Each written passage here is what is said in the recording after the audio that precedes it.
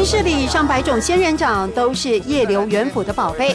主人翁戏谑地告诉我们，不必太花心思照顾，很符合现代人的习性。仙人掌还有另外一个名称叫做懒人植物，就反而怕你对它太好了、太照顾了，每天浇水啊，仙人掌很快它就整棵就死掉。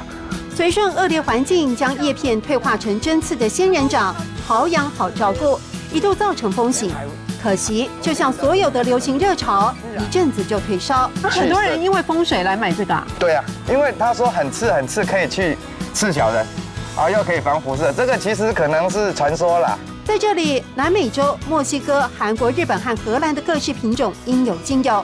园长仔细介绍的同时，突然传来一阵恶臭，意外的让我们分心。这个叫做百万星，它的叶子像心形的形状，以臭来吸引苍蝇，帮它授粉。以生态教室的概念经营，提供与植物亲密接触。